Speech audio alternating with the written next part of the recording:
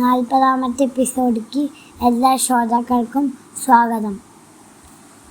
മഹാഭാരതം 10ാമത്തെ അധ്യായമായ സർവിറ്റ്യൂഡിൽ കഴിഞ്ഞ തവണ നമ്മൾ ദുര്യോധനനും ഹസ്തിനപുരത്തിലെ ദുര്യോധനനും ആരൊക്കെയായിട്ടുള്ള സംഭാഷണം കേട്ട കഴിഞ്ഞ എപ്പിസോഡിൽ വിരാട രാജ്യത്തിനെ ആക്രമിക്കാൻ തീരുമാനിക്കില്ലേ?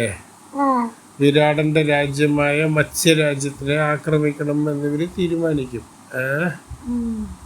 എന്തിനാണ്? ഇവരെ തോൽപ്പിക്കാൻ. എന്നിട്ട് എന്ത് പറ്റും? ഉത്തരനെ പറ്റി നമ്മൾ സംസാരിച്ചില്ലേ? മത്സ്യരാജ്യത്തിലെ ഉത്തരനെ ആക്രമിക്കാൻ വരുമ്പോൾ ഉത്തരയുടെ കൂടെ ഉണ്ടായിരുന്നത് ആരാണ്? ബൃഹന്നള ആരാണ്? അർജുനൻ. അപ്പൊ അർജുനൻ പറയണേ, ഉത്തരയെ കൊണ്ട് ഒരിക്കലും സങ്കടപ്പെടേണ്ട കാര്യമില്ല. ഞാൻ തേരോടിക്കാൻ തുടങ്ങിക്കഴിഞ്ഞാൽ നിങ്ങൾക്കൊരിക്കലും തോൽക്കേണ്ടി വരില്ല, നിങ്ങൾ ഇളകില്ല. നിങ്ങളെ വളരെയധികം സുരക്ഷിതനായിട്ടാണ് ഞാൻ കൊണ്ടുപോവുക എന്ന് പറയും. ഉത്തരയോട് പറയേ, കൗരവന്മാരെ ആക്രമിക്കണം എന്നുണ്ടെങ്കിൽ ഞങ്ങൾ കൂടെ വരും എന്ന് പറഞ്ഞു. അപ്പോൾ ഉത്തര പറയണേ, കൗരവന്മാരെ തോൽപ്പിക്കുക എന്ന് പറയുന്നത് അത്ര എളുപ്പമുള്ള കാര്യമല്ല. കൗരവ വലിയ രാജ്യമാണ്, ഒരുപാട് പടയുണ്ട്.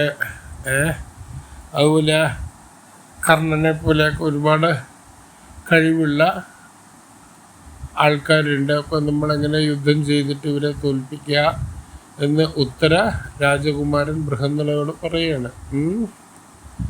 എൻ്റെ അച്ഛൻ്റെ എല്ലാ പടയും. ആരാണ് അച്ഛൻ്റെ പട?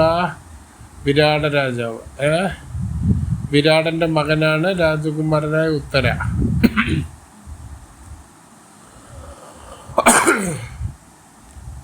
അപ്പം അച്ഛൻ്റെ എല്ലാ പടയും ഉപയോഗിച്ചിട്ട് നമുക്ക് ത്രികാർത്തകളാരാണ്? സുസുർമൻ്റെ ആൾക്കാരെ യുദ്ധം ചെയ്ത് നമുക്ക് കീഴടക്കാൻ പറ്റും എന്ന് ഉത്തരയും അർജുനനും തമ്മിലുള്ള സംസാരം നടന്നുകൊണ്ടിരിക്കുകയാണ്. ബൃഹന്നളയാണ് അർജുനൻ. ഒരുപാട് ആശങ്കപ്പെടേണ്ട കാര്യമില്ല. എന്തുകൊണ്ട് നിങ്ങളിപ്പം തന്നെ വിറയ്ക്കുന്നു എന്ന് ബൃഹന്നള ഉത്തരയോട് പറയാണ്.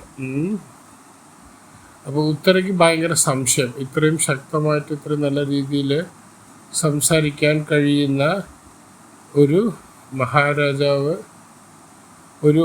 ഒരാളിങ്ങനെ ബൃഹന്നള പോലെ ഒരാൾക്ക് ഇങ്ങനെ ഇത്ര നന്നായിട്ട് സംസാരിച്ച് പ്രചോദിപ്പിക്കാൻ കഴിയുന്നു. ശരിക്കും ബൃഹന്നള എന്ന് പറയുന്ന ആരാണ്?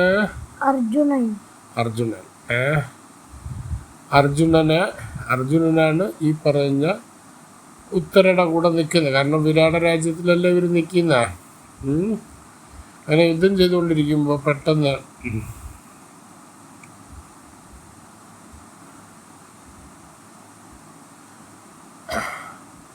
അങ്ങനെ യുദ്ധം നടന്നുകൊണ്ടിരിക്കുകയാണ് കേട്ടോ. കുറച്ച് ഉത്തരയും ഉത്തരയും ത്രികാർത്തകളുമായിട്ടുള്ള യുദ്ധം ഗംഭീരമായിട്ട് നടന്നുകൊണ്ടിരിക്കുകയാണ്. അപ്പോൾ ബൃഹന്നള എന്നുള്ള പേരിൽ അർജുനൻ, സ്ത്രീ രൂപത്തിലാണ് അർജുനൻ ഉള്ളത്. അർജുനൻ എന്ത് ചെയ്യുന്നു?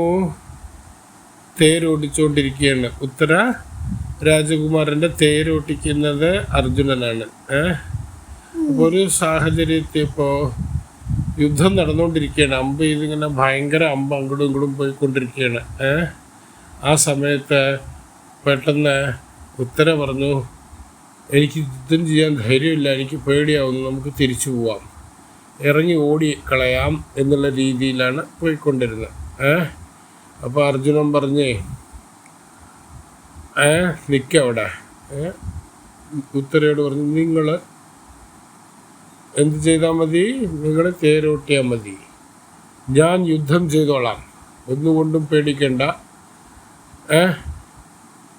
ഞാൻ നിങ്ങളെ നോക്കിക്കോളാം. ഒരു മരത്തിൻ്റെ മുകളിലേക്ക് എത്തിച്ചു.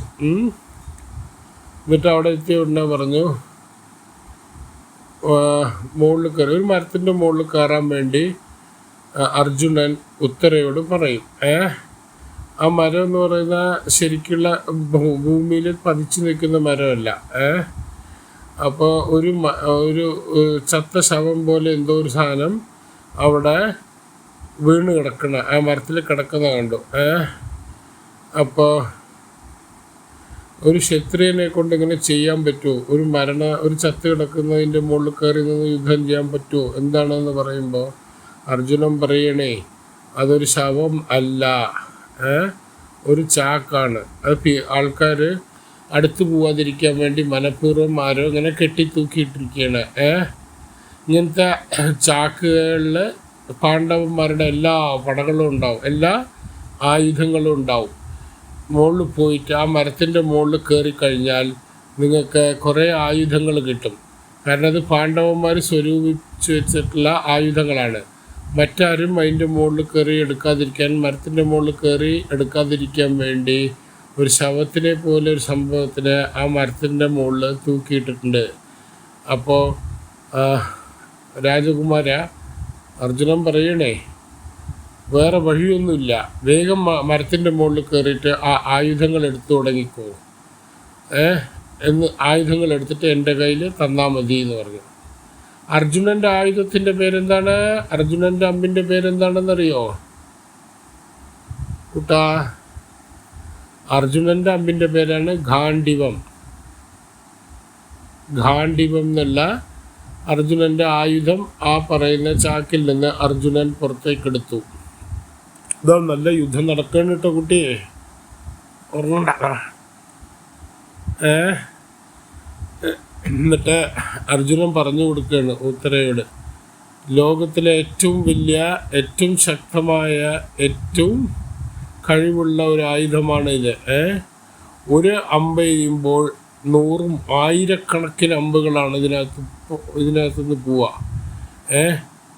ഒരു രാജാവിന് പല രാജ്യങ്ങളും കീഴടക്കാൻ ഈ ഒരു ആയുധം മാത്രം മതി. പല കഴിവുള്ള വലിയ വലിയ സൈന്യത്തിനെ തോൽപ്പിക്കാൻ ഇത് കഴിയുന്നത്, അർജുനൻ പറയണം, അർജുനന് കഴിയുന്നത് ഈ പറയുന്ന ഗാണ്ഡീവം എന്നുള്ള എന്താണ് അമ്പ് കൊണ്ടാണ്. അമ്പല്ല, അമ്പും വില്ലുമല്ല, വില്ല് കൊണ്ടാണ് കേട്ടോ. ഈ ഗാണ്ഡീവത്തിന് ഒരുപാട് പ്രത്യേകതകളുണ്ട്. അതിലൊന്നാണ് പരമശിവനിലെ ശിവൻ്റെ കയ്യിൽ നിന്ന് പ്രാർത്ഥിച്ചിട്ട് കിട്ടിയ അമ്പാണ് അർജുനൻ്റെ കയ്യിലുള്ളത്.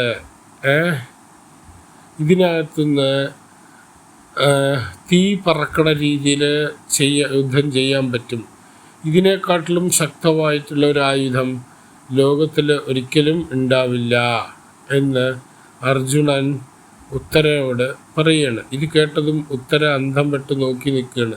ഇത്രയും മായാജലം, ഇത്രയും കഴിവുള്ള ആളായിരുന്നു എൻ്റെ തേരോട്ടിച്ചുകൊണ്ടിരുന്നത് എന്ന് ഉത്തരയ്ക്ക് തോന്നി. ഉത്തരയോട് പറയണേ, ആ ചാക്കില്ലേ, മരത്തിന് മുകളിലുണ്ടായിരുന്ന ചാക്ക്, അതെടുത്തു കഴിഞ്ഞാൽ എൻ്റെ ഗാണ്ഡീവം കിട്ടും. അപ്പോഴേക്കും ഉത്തരയ്ക്ക് മനസ്സിലായി ഇത് കൂടെ ഉള്ളത് അർജുനനോ ആരോ ഭയങ്കര കഴിവുള്ള ആളാണ്, ഇത്രയും വിവരവും ഇത്രയും കാര്യങ്ങളും അറിയാവുന്ന ഒരാളാണ് എൻ്റെ തേര് ഇത്രയും നേരം ഓട്ടിച്ചുകൊണ്ടിരുന്നത്.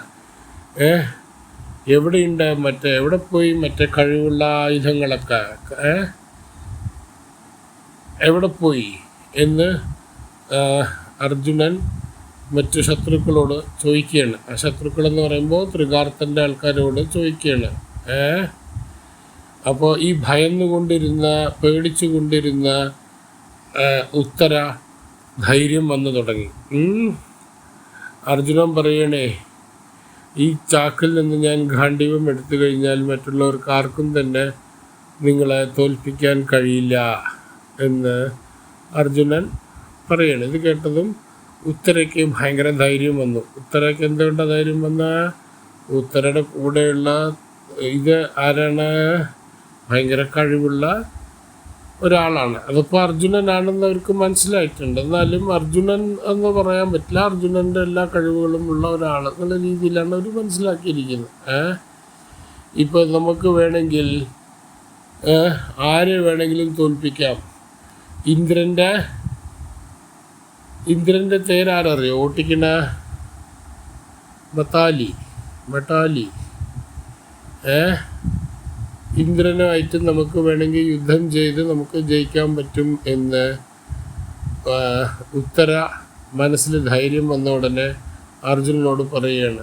അർജുനൻ രണ്ടും കൽപ്പിച്ച് ധൈര്യത്തോടു കൂടി ഇറങ്ങി. യുദ്ധം തുടർന്നുകൊണ്ടിരിക്കുകയാണ് കേട്ടോ. ഇതൊക്കെ നടക്കുന്ന സമയത്ത് ത്രികാർത്തനും ഇവരുടെയൊക്കെ മുമ്പിൽ ഇവർ ശരിക്കും പറഞ്ഞാൽ കീഴടങ്ങാണ്ട ലെവലിൽ നിൽക്കുകയാണ്, തോറ്റ് നിൽക്കുന്നത്. അപ്പോഴാണ് അർജുനൻ ചാടി വീഴുന്നത്. ഇത്രയും ധൈര്യവും ഇത്രയും ശക്തിയും അർജുനൻ ഉത്തരയ്ക്ക് കൊടുത്തു.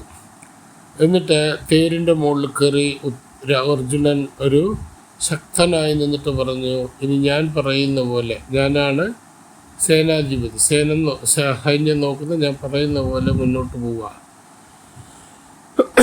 എൻ്റെ ആജ്ഞകൾ അനുസരിച്ചിട്ട് മുന്നോട്ട് പോവുക എന്ന് പറഞ്ഞ ഉടനെ ഉത്തരയ്ക്ക് നല്ല ധൈര്യമായി. കൂട്ടാ ഉറങ്ങിയോ?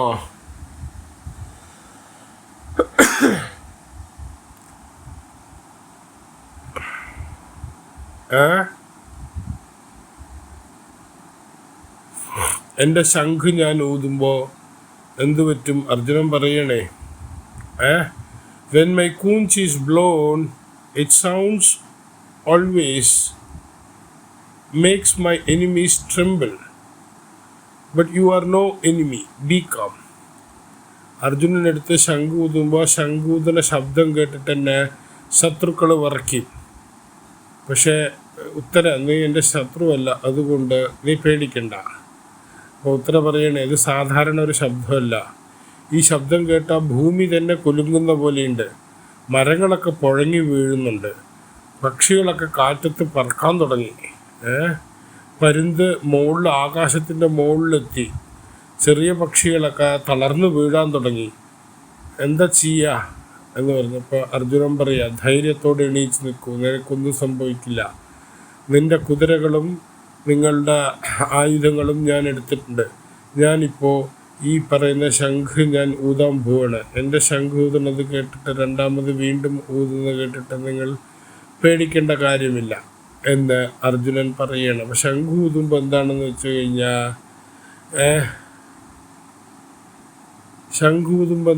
കഴിഞ്ഞാൽ യുദ്ധം തീരാറായി എന്നാണ് അർത്ഥം. അപ്പോൾ ഈ പറയുന്ന ശംഖൂതന ശബ്ദം കേട്ടിട്ട് ദ്രോണാചാര്യർ പറഞ്ഞു, അവിടെ അർജുനനുണ്ട്. അർജുനന് മാത്രമേ ഇത്രയും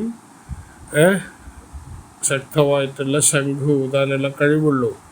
നിങ്ങളെ മറ്റുള്ള പടയിലുള്ള മറ്റുള്ളവരോട് പറയണേ, അർജുനനെ നേരിടാൻ ധൈര്യമായിട്ട് നിന്നോളൂ, നിങ്ങളൊരിക്കലും പേടിക്കരുത്, ഇപ്പോൾ അർജുനനാണ് അപ്പുറത്തുള്ളത് എന്ന് പറഞ്ഞു. ഇത് ദുര്യോധനൻ കേട്ടു.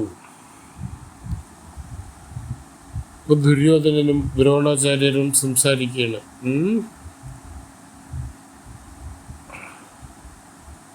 അപ്പോൾ ദുര്യോധനൻ പറയണേ, കജൂട്ടാ ഉറങ്ങിയോ?